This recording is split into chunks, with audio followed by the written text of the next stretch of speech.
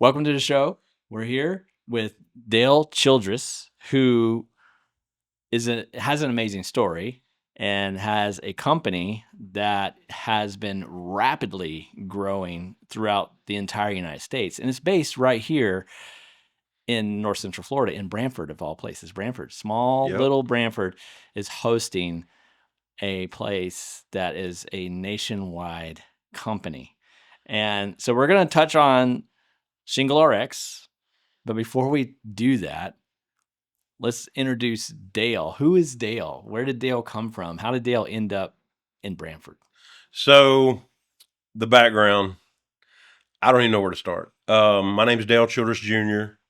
I built a training company. We go out and train contractors for the last 10 years on how to sell, how to do better business practices, that sort of thing.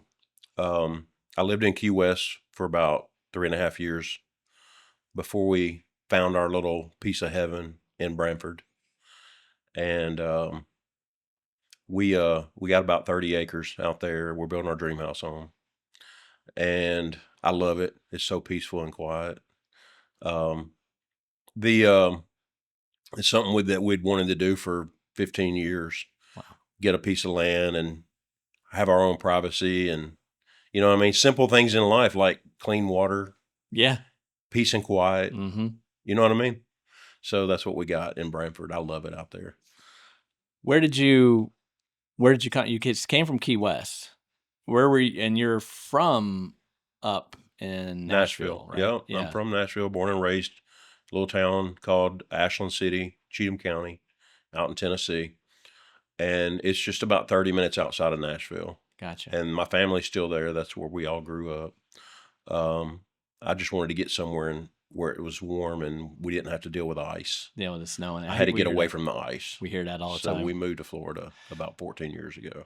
And then when you came to Florida, were you already in the roofing business? I got into roofing when I came to Florida. Okay. And saw the opportunity. There was a guy that was a recruiter, and he was relentless. He would not stop trying to recruit me.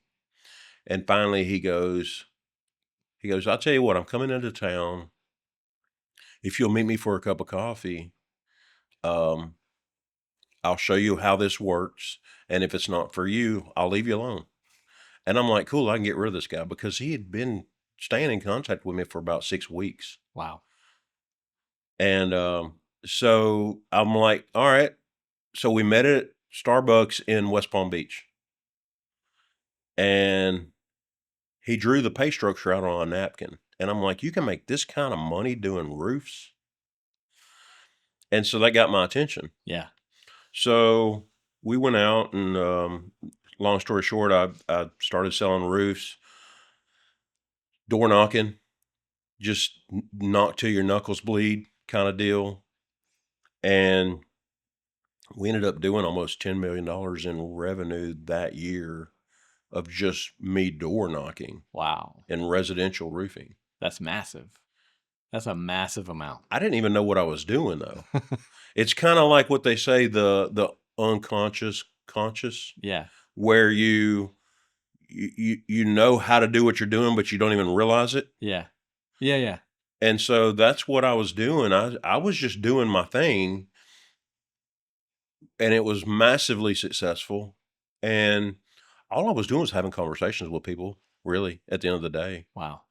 But I was just letting them know what I was doing. So door knocking. Yep.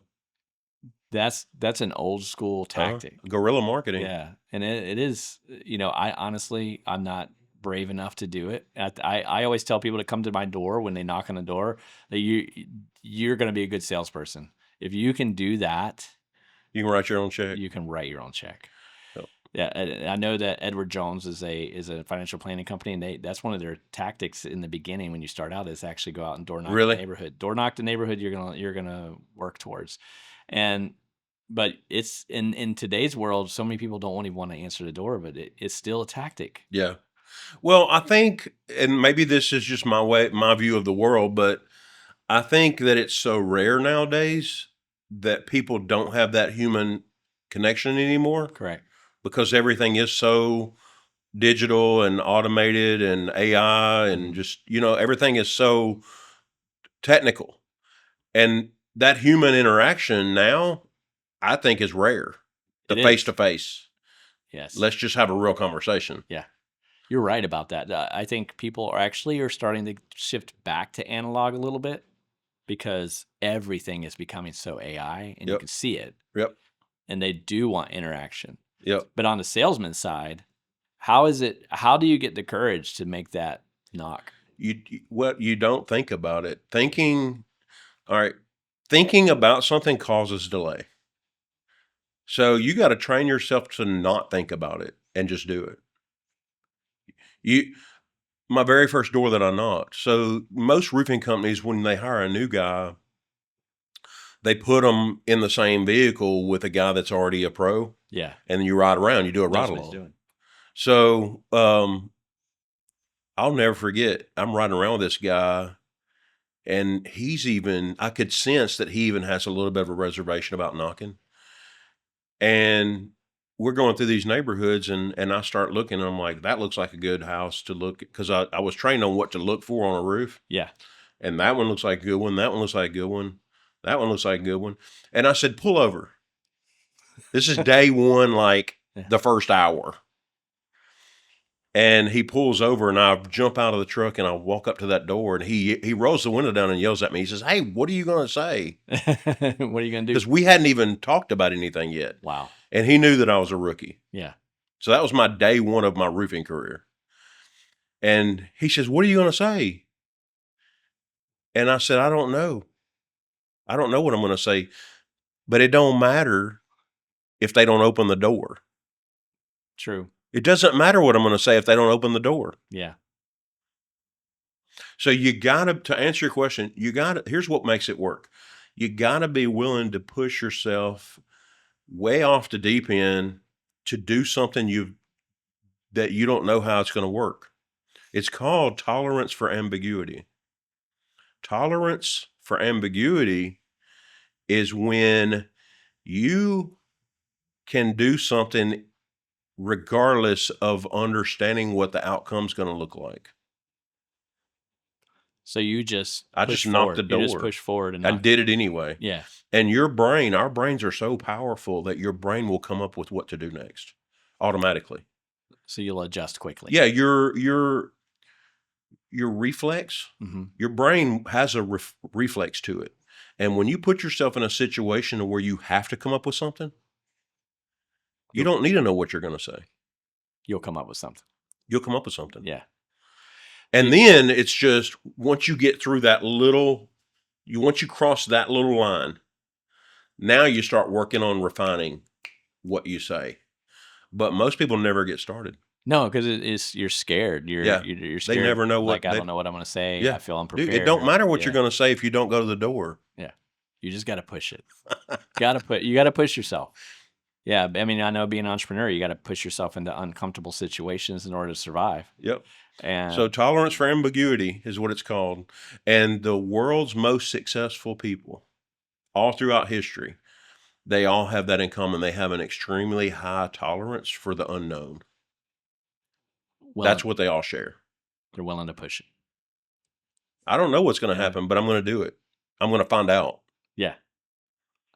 And so that, and then you fill in the blanks. And then it all comes together. Yeah. So with your ability to have that tolerance, to be able to go and walk these neighborhoods, your confidence was high then. You felt comfortable just walking? I think it's definitely it's a muscle. You got to build it up, and you got to stay in flow of it. Mm-hmm. It wears off. Confidence will wear off. Yeah. Just like if you're golfing, you get rusty. Mm-hmm. You could be real good at golf if you do it every day, and you lay off of it for a while, and you start getting bad again, right? True. It's the same thing with sales. Yeah. You get rusty. So with sales, you would say you got to be selling every day. Keep that sharp. You got to stay focused. Yeah. Keeping pushing. Yep. Always be going. Would you recommend a sales agent to be on how much time percentage? I mean, 80% of the time they need to be going, and then 20% kind of following up. Well, rule number one in sales is always get attention. Mm-hmm. So no matter what you're doing, you got to get attention, because if you don't have somebody's attention, it doesn't matter how great of a salesperson you are. So you got to get attention. It's step one. It's a fundamental, and that's why if you do knock, the next thing you got to do is get their attention. Gotcha. You know, even if you know what to say, Yeah. if you don't have their attention, it's not going to work. So you got to be a master at getting attention. Mm-hmm. Then hammer down on what your goal is. What would be a technique for you to get attention for someone? It's a pattern interrupt is what we call it. So the pattern interrupt is to come up with something that there's no way they were expecting. Okay. And so for me, it was about if I see a piece of a roof blown off in the yard after a storm, Mm-hmm. like a piece of a shingle Yeah. laying out in the yard, that's going to make me stop at that house because I see the shingle laying in the yard. And I'm going to pick that shingle up before I knock the door. And then when I knock the door, I'm going to have their shingle in my hand. I'm going to say, hey, here's a piece of your roof. It was laying out in your yard. See, that's a pattern interrupt. Yeah. Because if she's, the lady of the house is in the middle of cooking dinner, Mm-hmm. and I've got a piece of her roof in my hand, that's a pattern interrupt. It made her forget that she was even cooking dinner. Smart.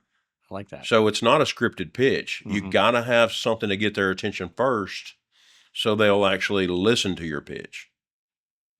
You got to have something. Gotcha. Even if it's, hey, I just noticed you've got a little piece of your roof's missing up there. Like that's the pattern interrupt. You got to have something unique to that person. Yeah. No matter how subtle. Mm-hmm. It could be a dirty roof. Hey, I just noticed you've got some black streaks on your roof, and that's actually going to cause problems if you don't address that. And that's the reason I stopped by today. Wow. Okay. And then I like to include them. So it's like, get them involved. Hey, come out here for a second. I'll show it to you. You can see it right here. Yeah. Now I got her out of the house. Boom. It's on. You're rolling at that point. Yeah. Yeah.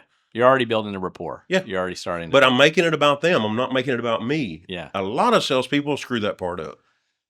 Do not make it about you. Make it about the customer. Here's what you have going on. Here's how I can help you. This is your situation right now. Mm-hmm. Whether you understand it or whether you already knew it or not, here's your situation. Nice. So that, yeah. Because everyone likes to talk about themselves. Of course. Of course. And so you're able to flip it. That. As a salesperson, I'm not talking about me. Mm-hmm. It's a very small percentage of the conversation.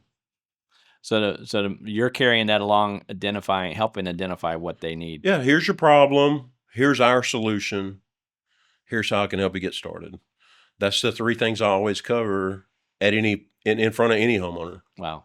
Here's your problem. Here's our solution. Here's how I can help you get started. Now, a lot of salespeople, they're great salespeople, and they'll do two out of those three things. And a lot of times the two things that they do are backwards. So they're only doing part of the steps, and they're doing them in the wrong order. So the order is pattern interrupt. You got to get their attention first before you start. Yep. And then it's, here's your problem. Here's our solution. Here's how I can help you get started. That's it. Wow. That's the only thing that I discuss. So the key to success to that $1 million salesperson is those three steps. Yeah, that's it. That is absolutely it. You can throw everything else in the garbage and just do those three things. And you'll be the best salesperson in the history of the entire company. Wow. Here's your problem. Here's our solution. Here's how to get started. Easy peasy. But you would say not really necessarily being scripted, but just have that. It's a conversation. It's a conversation. Knowing those points going in, that's where I'm going to carry this. That's my script, I guess you could say. But there's no script. Right. You just have your points. It's the flow. Yeah. It's the present. We call that a sales process. Mm-hmm. And we're just following those steps. Now, there's a little more to it, like follow up. So what we're talking about right now is what to do in front of a homeowner. Correct. Yeah. Well, what if they don't bite? Which the majority of the time they don't bite on the very first interaction anyway. Yeah. It's a very high It's percentage. it's a high dollar ticket. So now we're talking about a different step, which is follow up. Mm-hmm. And that's a whole different series of stuff. But you got to be relentless at follow up, and you got to make your follow up not look like follow up. How would you do that? So follow up, it's a simple question that you want to ask yourself. How do I make them think about me one more time Mm-hmm. without them realizing that I'm following up with them? Nice. Almost if you're trying to, if you're in the dating scene and you're trying to date this girl Mm-hmm. or this person, how do you make them think about you without it being obvious? That's follow up. What would you say? What would be your follow up? So, say if I was a homeowner and I didn't bite, Yeah. what's your follow up to me? Hey, no problem. I'm going to be over here tomorrow anyway. If I get caught up in time, I'll pop by and drop off a brochure to you since I'm already going to be out here. Gotcha. That's follow Yeah. up. I'm already in the area. I'm just stopping by. Yeah. Just like if you're trying to date somebody. Yeah. You're going to find an excuse to connect one more time. Gotcha. That's follow up. That's world-class follow up. It's not this. Follow up is not saying, hey, I'm following up with you to see if you're ready yet. Yeah. Nobody's ever going to date you if that's your follow-up game. Correct. So if you're not saying it's follow a up touch. in follow up. It's just a touch. Yeah. Never. That's a bad word. Yeah. It's just a touch. And typically the fifth touch is where the deal closes. That's where I was going. I said, well, how many follow-ups before we get to that point? So this is the fifth touch. Yeah, the fifth touch, you already know. So with your sales techniques, you were able to be highly successful in roof sales. Mm-hmm. From there, you started training. Other companies heard they because we all work together, we all know each other. Yeah, like the community, and so other companies heard the numbers that I was putting on the board, and they will reach out to me and say, hey, you work with so-and-so, and they told me about you. Would you come and train my team on whatever it is you're doing? And that's actually how my training company got started. Nice. And now we're 10 years in, and I've trained over 7,000 roofing companies. Wow. So yeah, you were doing, and you've done all these training programs, training all these folks. And then let's shift up a little bit, because you've been training for years, taking all these people and doing all these things, getting known in the industry as well. You have connections all over. How does Shingle RX come about? So through my firsthand experience of selling roofs, I came to understand and discover that not every roof needs to be replaced. They don't. Yeah. But you're in a scenario where you've already got the courage to knock that door. Mm-hmm. You got that emotional connection with that prospect. So you already broke the ice. How can we still capitalize on that contact? Correct. So maybe you go inspect the roof and the roof truly doesn't need to be replaced. Well, Shingle RX comes into play. Maybe the roof doesn't need to be replaced, but you've got a really good rapport with this customer. You can offer them Shingle RX. You can spray their roof with our formula. It'll protect it against granule loss, against algae growing on the roof. It'll protect it against water intrusion. Water's not going to get through that shingle for 8 years. So it seals that roof off, but it allows the roof to breathe. It's a time capsule. Yeah. For 8 years. Yeah. So it just stays where it's at. Yeah. How did the concept of Shingle RX come to you? So I noticed that insurance companies are not an open checkbook anymore. Mm-hmm. They're not approving roofs the way they used to. Yeah. And I called that 5 years ago.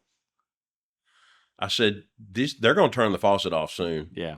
Because they were cutting checks like crazy. Wow. And we got to come up with something. I need a solution that can help a homeowner that's got a worn out roof. Yeah. That doesn't necessarily have the money to replace their roof and or the insurance has already told them they're not going to pay for their roof. So what's the solution? Well, Shingle RX. Um, I got with a chemist. He had already formulated the product in the 60s. Wow. It's been around since 1966, Wow. but he shelved it. He formulated it and shelved it. He was actually going to get his son involved Mm-hmm. in what he had formulated, and his son didn't want to have anything to do with it. So he just shelved it. It just sat there for 40 years. Wow. And then I reach out and tell him my vision, tell him the scenario of the market. And he didn't want to do anything business related, but he would be interested in selling the formula to me. So I spent every dime I had, bought the formula, trademarked everything, started telling my roofing friends and clients about what we have and what we're doing.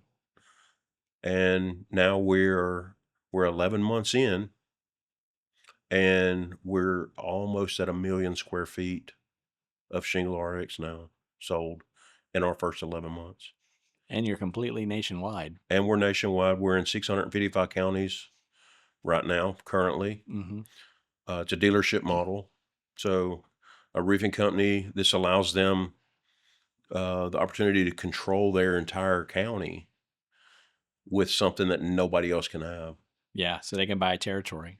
Yep. And They can then- license a territory, and it locks everybody else out. Nobody else can come in there and offer it. So you don't have people shopping around. Yep. It's a great service for a homeowner because it's plan B. It's plan B for a roofing company. Yeah. So you do all that stuff. You door knock, you pitch, you get the rapport, you inspect the roof. Maybe you even file a claim and the claim gets denied. Yeah. Right now, the claim gets denied. The homeowner's like, well, we tried. Yes. Nice knowing you. Thanks for your trying to help me. And you leave with your tail tucked. Yeah. And that's the end of that story. Or plan B. Hey, you know what? We did try. It's unfortunate your insurance company denied you. We do have a product that nobody else has, and we can spray it on your roof, and it'll come with an 8-year warranty. And then that'll give you some more time to plan later, 8 years down the road. Then we can look at replacing it. And it's less than a third of a cost of a replacement. So it's really affordable. There's financing options. Yep. 24 months, no interest. And it takes less than a day to install. Instant approval. We can get them approved in 30 seconds. Nice. Takes an hour to install the product on a average residential roof.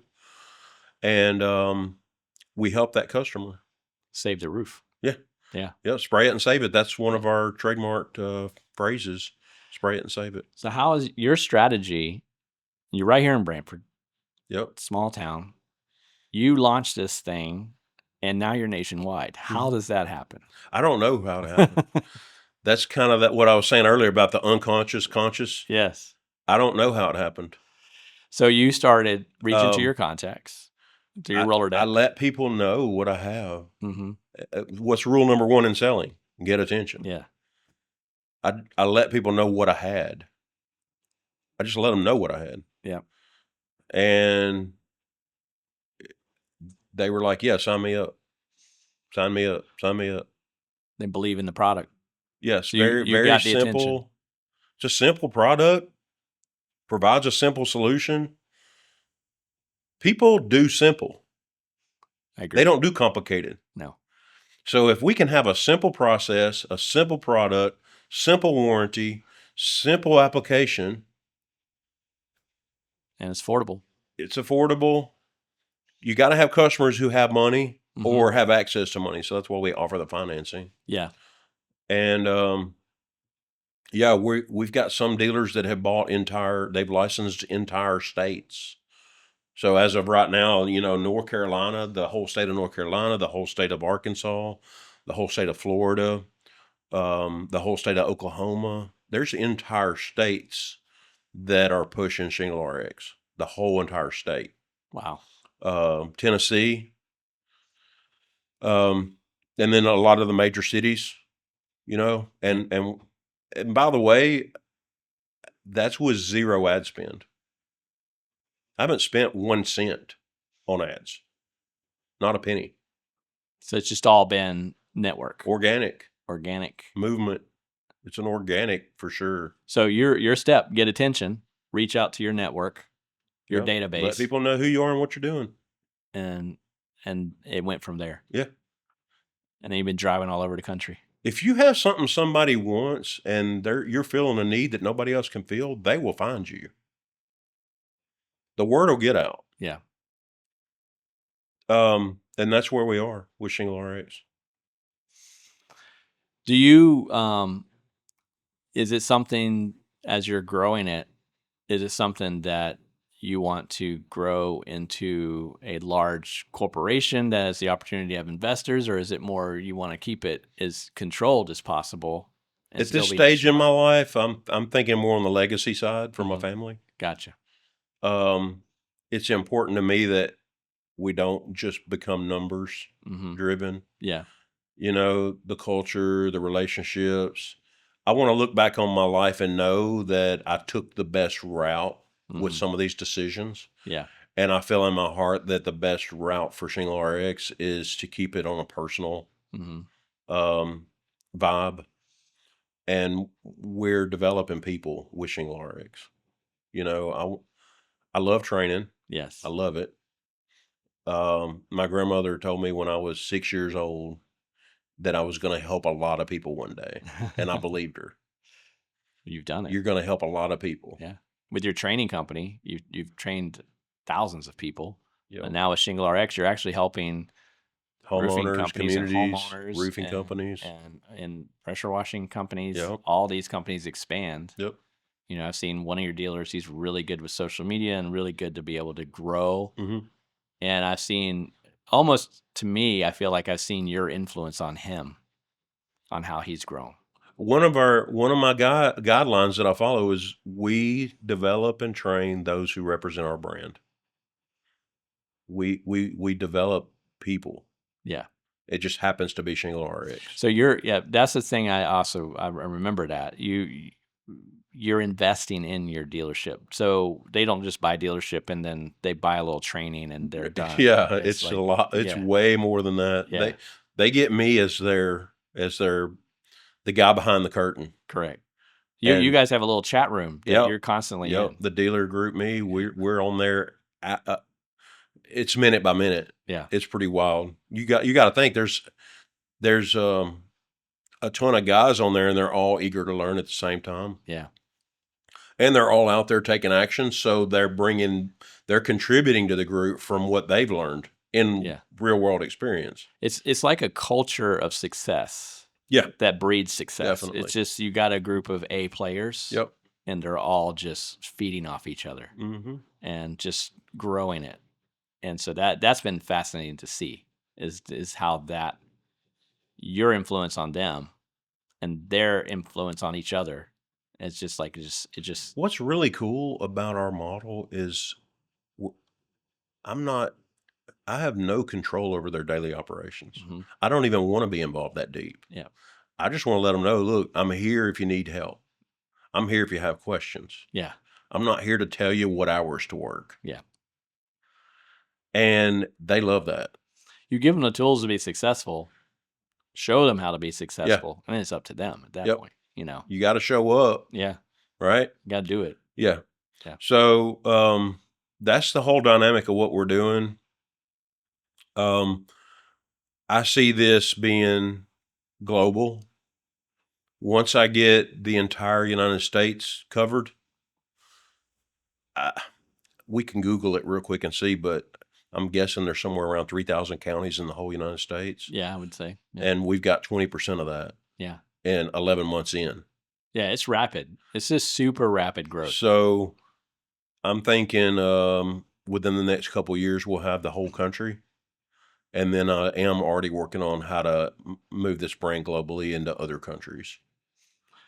That'd be pretty amazing. So worldwide. Yeah. I mean, Well, Well, you're it's any country that has an asphalt shingle roof and a high concentration of residential homes. hmm Yeah, when I rode with you, because we've done video work together, I never realized I started looking at roofs.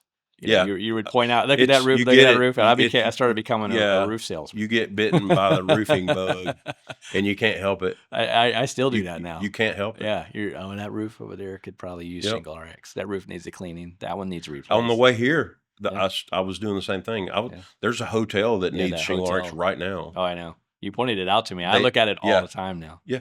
It Yeah. needs to be cleaned and it needs to be Yeah. treated with shingle RX. Yeah, that's it absolutely needs it. 100%. I know exactly which one you're talking about. Yeah. It's an easy product to apply. It's a great upsell. It's an upsell for a pressure washing company too. Yep. We kind of figured that out by default. Yeah. You know, I do, per our manufacturer specifications, the roof needs to be clean Mhm. and it needs to be dry if we're going to apply the product to it. Mhm. I'm not saying you have to clean the roof. I'm just saying that if the roof's dirty, you need to have somebody clean the roof before you apply the product to it. Correct. So some roofs are clean already, Mhm. so they don't need to be cleaned again. But my point is this, guys that are already out there in the field every day cleaning roofs, what they're doing is a race to the bottom on who's the lowest price roof cleaning guy. Got it. And that's all they have to offer. Mhm. A guy that cleans roofs, this is a dream come true for them Mhm. because they can still clean that person's roof that they were going to clean anyway, and then upsell them on Shingle RX and make 5 times what they would make on the roof cleaning Yeah. and make 5 times more in less time than it would take to clean a roof.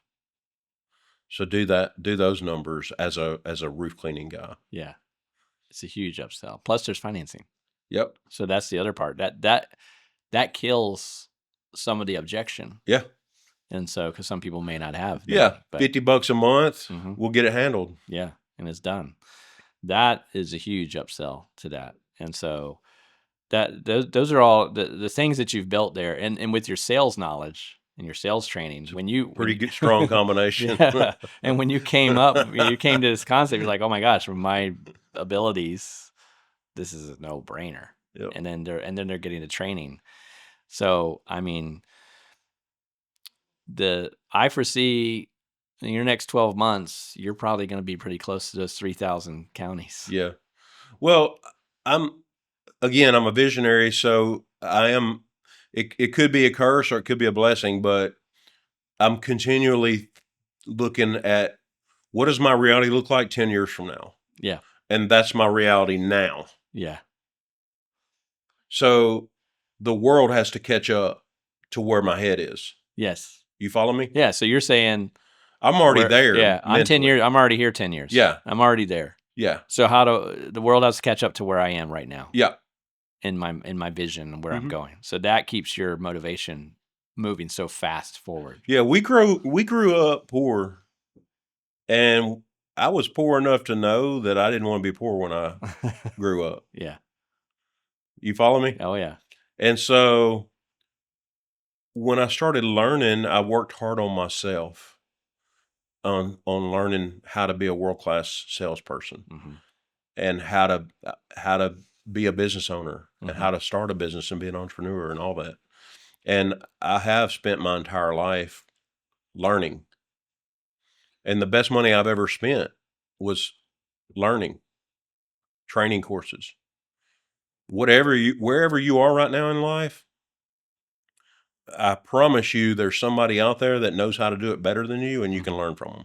It's worth the investment. Absolutely, because it shortens the learning curve. Yeah. Instead of trying to wing it. You can pay somebody for their knowledge of something they've already mastered, Mm-hmm. and you can save 10 years of learning off of a course. How do you, when you're looking at that, there's a lot of shysters that you see online. I'm this, I'm Yep. I'm this. How would you source someone like that? Consistency, what's their track record? Mm-hmm. Is it a one and done type person where you've never even heard of them and they don't have a track record? Mm-hmm. Or is it somebody that's already trained thousands of people, and they're everywhere online. Gotcha. So just looking deeper Yeah, than the just ad. pull the Look deeper than the yeah, ad. just pull the curtain back and take a peek of what their history shows. If someone has a small business today and they have a great product, but they are struggling, what would be your first advice to them? Well, rule number one is get attention. Mm-hmm. If they're struggling, they probably are not getting enough attention. That's probably where it's stemming from. Yeah. Now, there's a chance if they got to make sure that there's a need. So you can have a great idea, but if the current market conditions, Mm-hmm. see, like with Shingle RX, there's a need right now. Yeah. Like the homeowners need it, and the roofing companies need a plan B. Yeah. They need it. Yeah. You can have a great product, but if nobody needs it, that's going to be tough. Gotcha. It's funny that you're asking me about that. I just saw a product the other day, and I saw that and I was like, man, that's such a cool idea. And then it clicked, and I thought, I don't even know anybody that would need that product though. Mm-hmm. Oh, you know what? I don't want to name the company. I'm not going to do that, Yeah. but maybe the concept, or Yeah. should I not even bring the concept up? We can do it. We can edit if we have to. All right. So again, my knee-jerk reaction was, that is such a cool idea. And then I started thinking, there's no way anybody's going to pay for that. And sure enough, now they're selling everything. They're selling all the equipment. So it's a company that cleans trash cans. Oh, okay. Yeah, yeah. Well, you're all in at $100,000 on one truck. Yeah. That'll clean a trash can. And it's a subscription service. So you pay a month per month, and they come by and automatically clean your trash cans for you. Yeah. I think I've seen that where it picks it up and it washes it and it puts it back down. That kind of thing. Yeah. And I'm thinking, how many people? The truck's $100,000. Yeah, that's a lot. How many monthly accounts do you need that want their trash can cleaned every month? Mm-hmm. Just to pay your equipment, let alone make an actual profit. Yeah. And now they're selling the equipment. So that's one example. Yeah. So great idea. That's a really cool idea. But the market's not there. That's the thing I think that people make mistakes when they try to start a business. Redbox. Yeah. Redbox. Yeah. Yeah. Great idea. Mm-hmm. The market shifted. Yeah. Right? The technology changed. Yeah. So they became irrelevant. Great idea. Yeah. And I think the way you source that in the beginning when you're starting is, I have this great idea, and you tell somebody, and then they go, and then the next question would probably be, you want to buy it. How many people are going to need this? And are they actually going to give you money right now for that? Okay, can I take an order? If they don't take that order right now, if we see Shingle RX, you got the order. Yep. So the validation was there.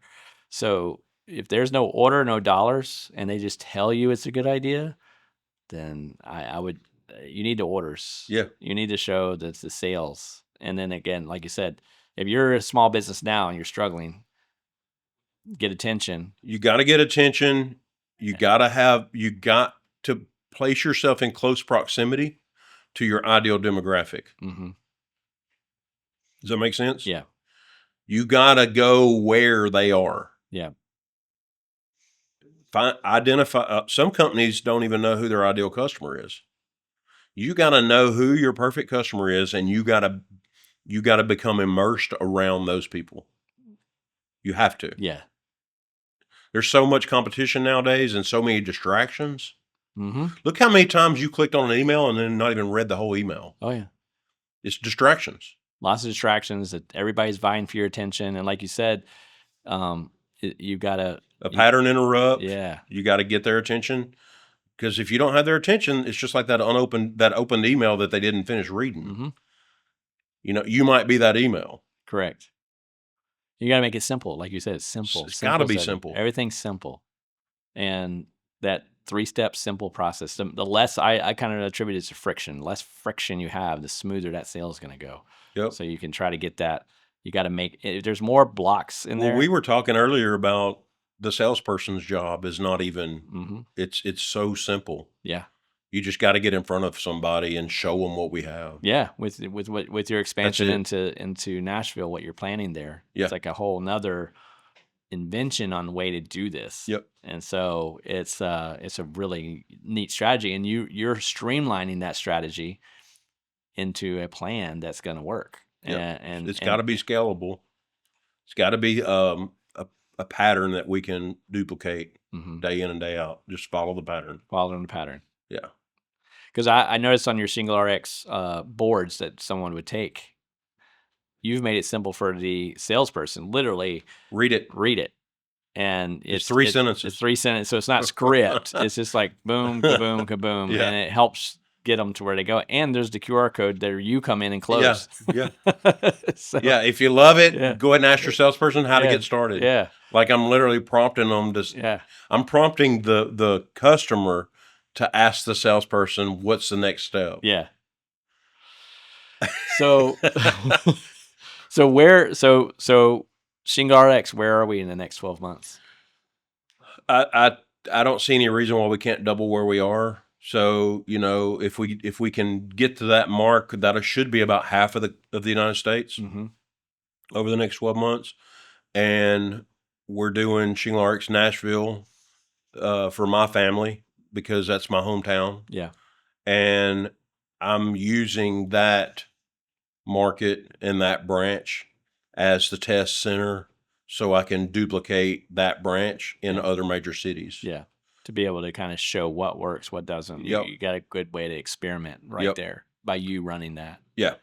But I'm excited to be able to bring Shingle RX to the Nashville market because that's a wonderful area, a great demographic. There's a ton of homes that are 10 years old that are asphalt single family roofs. Yeah, it's a prime candidate. Absolutely. Yeah. When your roof is 10 to 15 years old, it's not leaking, but it's showing signs of wear. We can make a time capsule on that roof for 8 years. That's where my roof is now. That's where it's at, man. I'm telling you. Yeah. So, and another thing that I've learned by default, didn't expect this at all. Half of our Shingle RX customers are customers who have a brand new roof. And they want to install Shingle RX to protect their brand new roof. Yeah, because half of them. Because then when an asphalt roof is put on, how much percentage of the 12% of the granules are lost off of a brand new roof the first 2 years. And the granules are important because that's what protects the underlayment. So the granules provide that UV barrier from the sun. Okay, so that's why they're if important. the granules weren't there, the sun's going to break that underlayment down. Gotcha. Rapidly. Okay. So the granules are there as a protective layer. So when you put a new roof on, you're already losing 12%. 12% within the first 2 years of a brand new roof. Going right into your gutter. Going right into the gutter. Yeah. Yep. And with Shingle RX, we guarantee for 8 years no granule loss. Yeah. So they're basically Scotch guarding their roof. Yeah. Yeah. Yeah. We seal it and it's there for 8 years. So and then it can be applied again. We can apply it again and do another 8 years. Yeah. So you can get 16 years of extra protection on that roof to really solidify that roof. Yep. And it protects in areas that have a lot of hail, protects from damage like that. Algae, hail, rain, wind. This stuff's pretty durable. Yeah. Like you can hit it with a hammer after it's been treated and no granules are going to come off of that shingle. Yeah. I've seen the tests and stuff and we'll show them on here on how that works. And Yep. Yeah, it's pretty. That's what homeowners love too, is they actually get to see the demonstration. They get to see and touch the treated shingles. Yeah, you can see a huge difference. I've watched the guys you have your display boards and they're slamming down. You get the little kids who are just hammering on it and nothing's coming off. Yep, it's fun. It's fun to watch. Yep, and again, we're helping somebody that my job is not to replace what roofers are already doing. Yeah, that's not my angle. My angle is to help roofers close that deal that they were about to lose Yeah, they were going to lose the You're deal. going to lose the deal, but Yeah. now you have Shingle RX, so you can convert that into a You've customer got a solution for to homeowners and yeah. roofers. So you got that solution for the problem, like we were talking about in the sales process. Yep. Now you got you got derailed a little bit on the bigger sale that can't happen, but now you've got an option still to help this homeowner, because the homeowner's Yeah. talking to you because they have a problem, Right.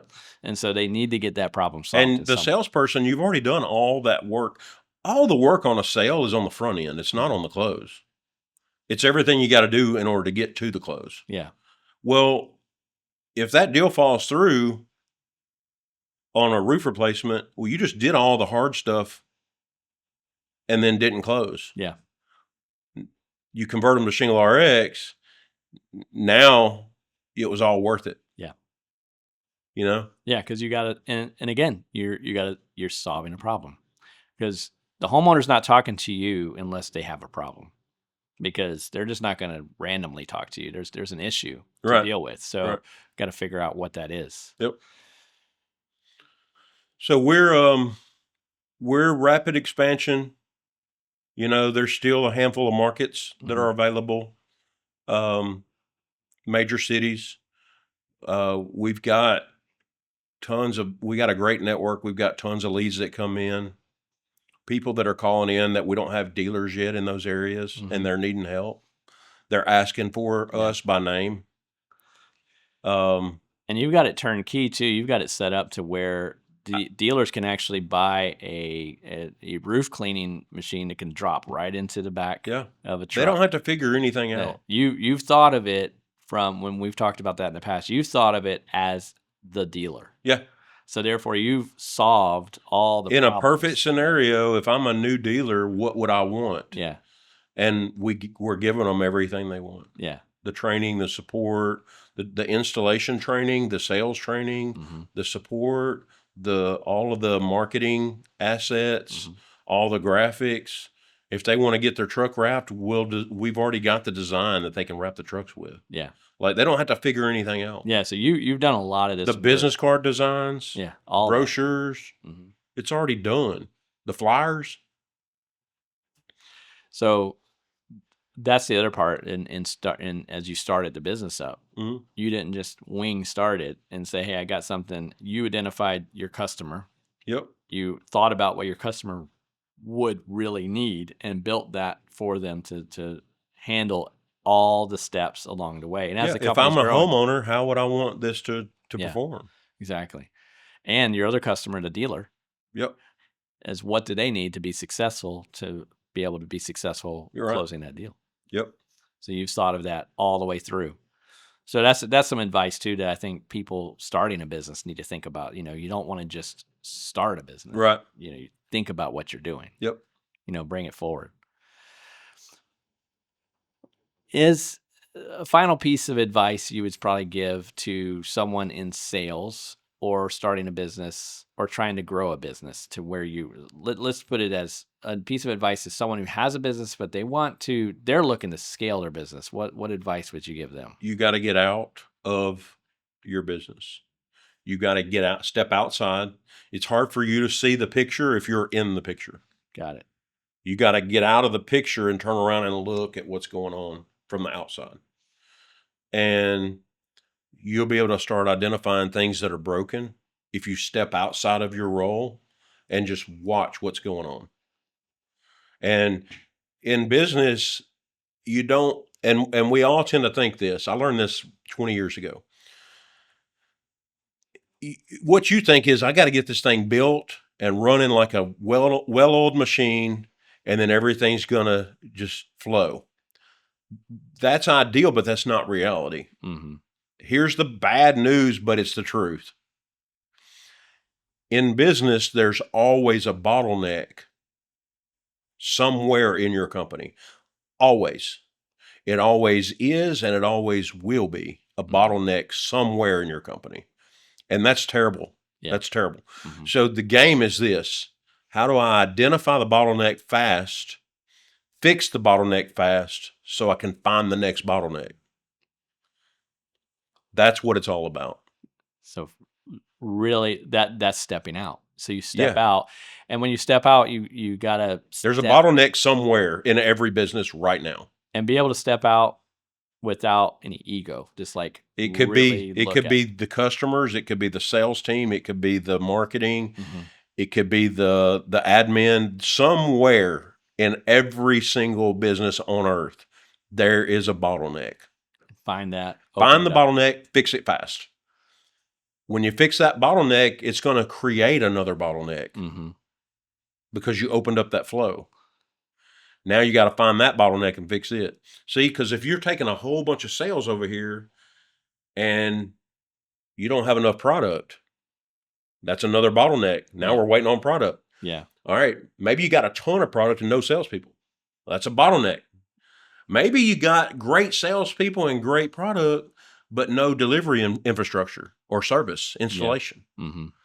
Or maybe you got all that handled and then you got no admin and everything in the office, the back office is just falling apart, it's piling up. Mm. That's a bottleneck. You can't scale that way.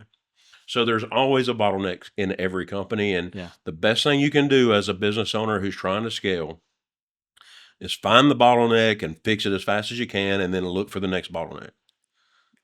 It's going to change everything in your whole company if you do that. Keep it flowing. Yep. Yeah. Well, Dale, appreciate you coming in.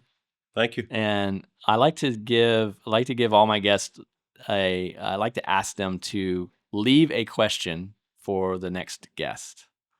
And so what would a question that you think that I should ask the next guest?